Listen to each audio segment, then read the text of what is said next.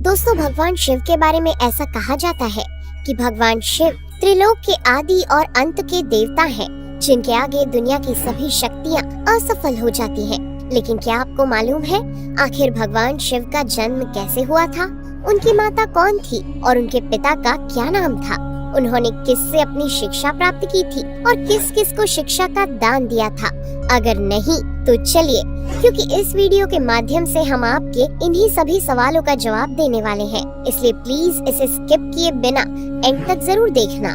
दोस्तों, आज सबसे पहले भगवान शिव के जन्म से जुड़ी पहली कहानी यानी शिव पुराण की एक लोकप्रिय कथा के बारे में बताने वाले हैं। शिव पुराण के अनुसार भगवान शिव को स्वयंभू माना जाता है, जिसका मतलब होता है कि भगवान शिव का जन्म स्वयं ही हुआ था। यानी कि इससे एक बात तो साफ हो जाती है कि ना ही भगवान शिव की कोई माता है और ना ही उनके कोई पिता है। इसी कारण से भगवान शिव पंच तत्वों से भी परे हैं, जिस कारण से इन्हें मृत्यु का भी कोई भय नहीं है और इनकी मृत्यु कभी नहीं हो सकती। पर अब बात करते हैं विष्णु पुराण में बताई गई भगवान शिव के जन्म से जुड़ी हुई एक और कहानी के बारे में।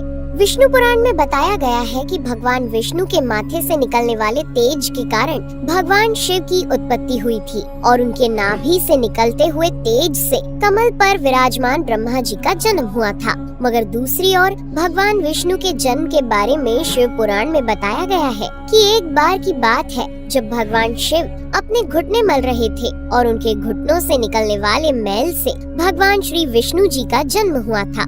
पर अगर ऐसा हुआ है तो विष्णु पुराण और शिव पुराण एक दूसरे से बिल्कुल अलग हैं। इस कथा के अलावा भगवान शिव के जन्म की एक और पौराणिक कथा काफी ज्यादा पॉपुलर है, जिसे शायद आपने बड़े बुजुर्गों से सुना होगा।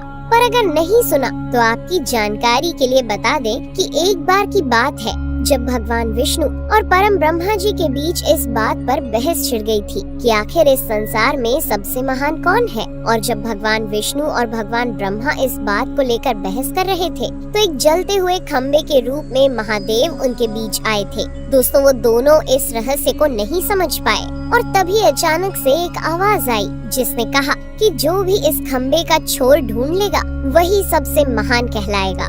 ऐसा सुनते ही ब्रह्मा जी ने एक पक्षी का रूप लिया और खम्बे का ऊपरी हिस्सा ढूंढने निकल गए।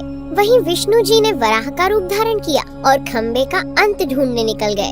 बहुत देर तक खोजने के बाद भी दोनों में से किसी को भी खम्बे का छोर नहीं मिला और दोनों हार मानकर वापस आ गए। जिसके बाद भगवान शिव अपने असली रूप में आए और फिर भगवान विष्णु और ब्रह्मा जी ने ये मान लिया कि महादेव ही सबसे महान और शक्तिशाली हैं। इनसे बड़ी शक्ति इस दुनिया में कोई नहीं है।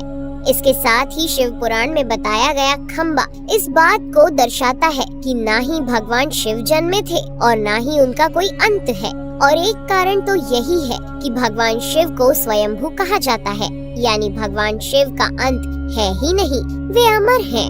अब हम बात करते हैं भगवान शिव से जुड़े एक ऐसे विषय के बारे में जो सबसे ज्यादा प्रसिद्ध है कि क्या भगवान ब्रह्मा भगवान शिव के पिता हैं? जी हाँ, इनकी ये कहानी लोगों के बीच काफी प्रसिद्ध है। तो आपको बता दें कि आखिर किस प्रकार भगवान शिव ने ब्रह्मा पुत्र के रूप में जन्म लिया था। इसके पीछे विष्णु पुराण की एक पौराणिक कथा है, जिसके अनुसार जब धरती, आकाश, पाताल या कहें पूरा यूनिवर्स जलमग्न यानी पानी में डूबा हुआ था, तब भगवान विष्णु के अलावा कोई भी देव या प्राणी इस संसार में नहीं था। तब केवल विष्णु ही जल सतह पर अपने शेषनाग पर लेटे हुए नजर आ रहे थे। जिसके बाद उनकी नाभि से कमल की डंडी पर ब्रह्मा जी प्रकट हुए और जब भगवान ब्रह्मा और भगवान विष्णु इस यूनिवर्स से संबंधित बातें कर रहे थे तब भगवान शिव प्रकट हुए, जिसके बाद ब्रह्मा ने उन्हें पहचानने से इनकार कर दिया। इस कारण से भगवान शिव रूठ गए और उनके रूठ जाने के कारण भगवान विष्णु ने उन्हें दिव्य दृष्टि प्रदान कर ब्रह्मा जी को भगवान शिव की याद दिलाई। जिसके बाद भगवान ब्रह्मा को अपनी गलती का एहसास हुआ और शिव से क्षमा मांगते हुए उन्होंने उनसे अपने पुत्र रूप में पैदा होने का आशीर्वाद मांगा, जिस कारण से भगवान शिव ने भगवान ब्रह्मा की प्रार्थना को स्वीकार करते हुए उन्हें ये आशीर्वाद दे दिया। लेकिन इसके बाद जब भगवान ब्रह्मा ने इस सृष्टि की रचना शुरू की तो उन्हें एक बच्चे की जरूरत पड़ी और तब उन्हें भगवान शिव का आशीर्वाद ध्यान आया। जिसके लिए भगवान ब्रह्मा ने तपस्या की और बालक के रूप में भगवान शिव उनकी गोद में रोते हुए प्रकट हुए।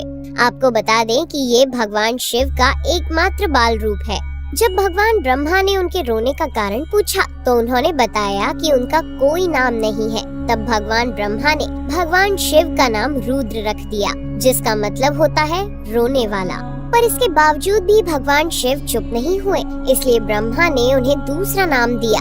पर शिव को वो नाम भी पसंद नहीं आया और फिर भी वे चुप नहीं हुए। इस तरह शिव को चुप कराने के लिए भगवान ब्रह्मा ने भगवान शिव को 108 नाम दिए थे, जो रुद्र, शर्व, भाव, उग्र, भीम, पशुपति, ईशान और महादेव जैसे नाम थे। और शिव पुराण के अनुसार उनके ये नाम पृथ्वी पर लिखे गए थे। इसके बाद बात आती है श्रीमद् देवी महापुराण की। तो श्रीमद् देवी महापुराण में भगवान शिव की माता और पिता के बारे में बताया गया है। श्रीमद् देवी महापुराण के अनुसार देखा जाए तो एक बार जब भगवान नारद जी ने अपने पिता भगवान ब्रह्मा जी से पूछा कि इस सृष्टि का निर्माण किसने किया है, साथ ही भगवान विष्णु, भगवान शिव और आपके माता पिता कौन है, तब भगवान ब्रह्मा जी ने नारद जी को त्रिदेवों के जन्म के बारे में बताया। जो बताया वो वाकई चौंका देने वाली बात थी।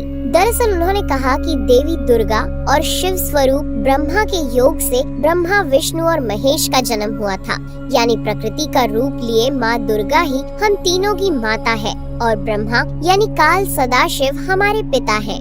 इसके साथ ही श्रीमद् देवी महापुराण में भी भगवान विष्णु और भगवान ब्रह्मा के बीच हुए झगड़े की एक कहानी मिलती है, जिसके अनुसार एक बार श्री ब्रह्मा जी और विष्णु जी में झगड़ा हुआ और दोनों में बहस छिड़ी हुई थी। तब भगवान ब्रह्मा ने कहा कि सृष्टि को मैंने बनाया है और मैं ही प्रजापिता हूँ, जिसके जवाब में भगवान विष्णु जी ने कहा कि मैं आपका पिता हूँ, क्योंकि आप मेरी नाभि से निकले हुए कमल से पैदा हुए हैं। और धीरे धीरे कर ये बहस बढ़ती गई। दोस्तों, इसके बाद इन दोनों का झगड़ा सुनकर सदाशिव वहाँ पहुँचे और उन्होंने कहा कि पुत्रों, मैंने ही तुमको इस संसार को बनाने और इसे संभालने के केवल 2 काम दिए हैं। इसी प्रकार मैंने शंकर और रुद्र को संहार और तिरोगति के कार्य दिए हैं। इसके साथ ही उन्होंने कहा कि मेरे 5 मुख हैं। एक मुख से अकार, दूसरे मुख से उकार, तीसरे मुख से मुकार, चौथे मुख से बिंदु और 5वें मुख से नाद यानी कि शब्द प्रकट हुए हैं। उन्हीं 5 को एक साथ मिलाकर देखा जाए तो एक अक्षर ओम बनता है, जिसे आज हम सभी भगवान शिव के मूल मंत्र के रूप से जानते हैं। इतना कहने के बाद भगवान ब्रह्मा और विष्णु दोनों ही समझ गए कि भगवान शिव से ज्यादा शक्तिशाली इस दुनिया में कुछ भी नहीं है और दोनों ने भगवान शिव को प्रणाम किया और चले गए। चलिए दोस्तों, अब जब आप भगवान शिव के बारे में इतना तो जान ही चुके हैं, तो क्या आपको पता है कि आखिर भगवान शिव ने किससे शिक्षा प्राप्त की थी और उनके गुरु कौन थे? हम जानते हैं, शायद ही इसका जवाब आप में से किसी को पता होगा, पर जिन्हें नहीं पता उन्हें बता दें कि भगवान शिव स्वयं इस संसार के गुरु माने जाते हैं, जिन्होंने इस संसार में गुरु शिष्य की परंपरा की शुरुआत की थी। लेकिन अगर सवाल आता है कि आखिर भगवान शिव किसके गुरु थे, तो आपको जरूर जान लेना चाहिए कि हिंदू धर्म के ग्रंथ कहते हैं कि ब्रह्मा जी और शिव जी इस संसार के सबसे पहले गुरु हैं, जिन्होंने गुरु शिष्य के इस रिश्ते की शुरुआत की थी। जहां भगवान ब्रह्मा ने अपने मानस पुत्रों को शिक्षा प्रदान की थी, वहीं भगवान शिव ने अपना ज्ञान केवल अपने 60 शिष्यों को दिया था। यानी भगवान शिव 60 शिष्यों के गुरु थे और वे जिन शिष्यों के गुरु थे उन्हें आज के समय में सप्त ऋषियों का दर्जा दिया गया है। तो दोस्तों, ये थे भगवान शिव के जन्म से जुड़े हुए कुछ फैक्ट्स, जो आपको कैसे लगे हमें कमेंट करके जरूर बताइए। साथ ही अगर आपको वीडियो पसंद आया हो तो इसे लाइक और चैनल को सब्सक्राइब करना बिल्कुल ना भूलें। धन्यवाद।